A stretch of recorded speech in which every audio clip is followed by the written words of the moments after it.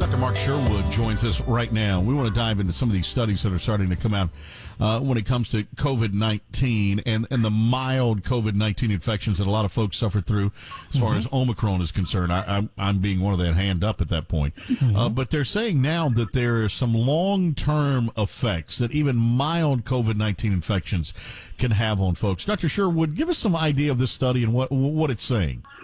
Yeah, thanks for having me on again, guys. I appreciate it. The study that I looked at that and I read that as well. And we should understand that all infections, no matter what they are from viruses, are going to affect brain somehow. They sort of affect the astrocytes, which is a glial cell or a brain cell, creating what I like to call brain inflammation. So, again, the uncertainty is right now is how long that will last, permanent, temporary, and how severe is it.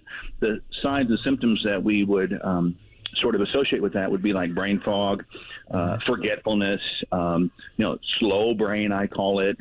Even depression, I think, would classify as a brain inflammation kind of disorder. So, we've taken kind of a step in the proactive direction and tried to come up with a sort of a protocol, if you will, to remedy it before it happens.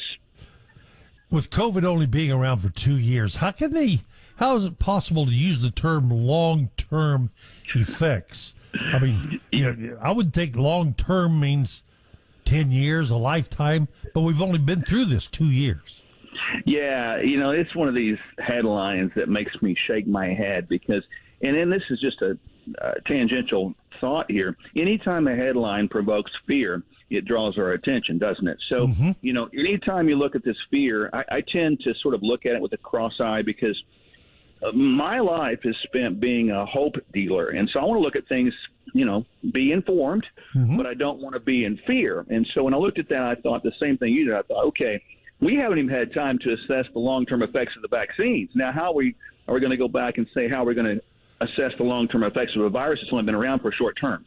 Right. So I totally agree with your analysis. Dr. Mark Sherwood, who is a healthy living expert, joins us right now. We were taking a look at some of the effects of COVID-19, even mild COVID-19. One of the effects that we have seen, though, neurological symptoms aside, is the COVID cough. Dr. Sherwood, that people continue that linger with them for months and months, right? Oh yeah. I've experienced that multiple times, and even myself a little bit. Just it seems to be persistent. It seems to be occurring mostly in the evening time. It's really an odd thing, but I think one thing people can do with that is they can get a little bit of chloroseptic, kind of tone down the inflammation up there in the upper airway area, as well as looking at even some natural antihistamines such as quercetin. Very, very good for that. So take a little vitamin C, quercetin, maybe a little bit of chloroseptic, and over time that should get better. When it comes to COVID, though, I'm just going to ask you, Doc, and if you can answer it, great. If you don't want to answer it, great as well. Are you ready to throw in the towel and say, let's live our life? I'll answer that question unequivocally. Yes, and yes. Okay. We need to get to the point now. Look, we're going to live with viruses, regardless of what we think, regardless of what any expert says. Viruses have been around since the beginning of time.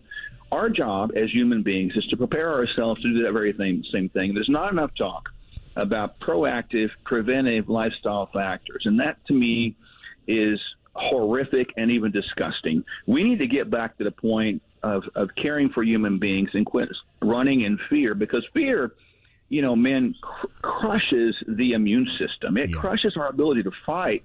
So fear, in my assessment, and this is not minimizing death or minimizing viruses, but fear that we're perpetuating is the greatest pandemic that you could ever spread. Well, you look at the mask, and it says right on the label, there's two things that factor in here. Number one, where are the masks made? Are they made in China? Think about that for a moment. Right. Secondly, these masks, they're not even worn properly, not even the right application. To think that they slow the spread of this virus is like saying that this chain link fence is going to stop all the mosquitoes from coming onto your property. It's not going to work, and I think people are now starting to wake up to reality that perhaps we've been a little bit conned based upon a fear mongering, and we probably need to move a different direction. Yeah. Wow. And yet, how is still? Fence. Hal will still wear his mask in his car by himself sometimes. No, I do not. No, I don't. I do have masks, though. I still have a mask. And, if I walk into a place, I feel like Yep. I'll put it on, but I think it's just for naught now. I know. Dr. Sherwood, thanks for the time today. Yeah.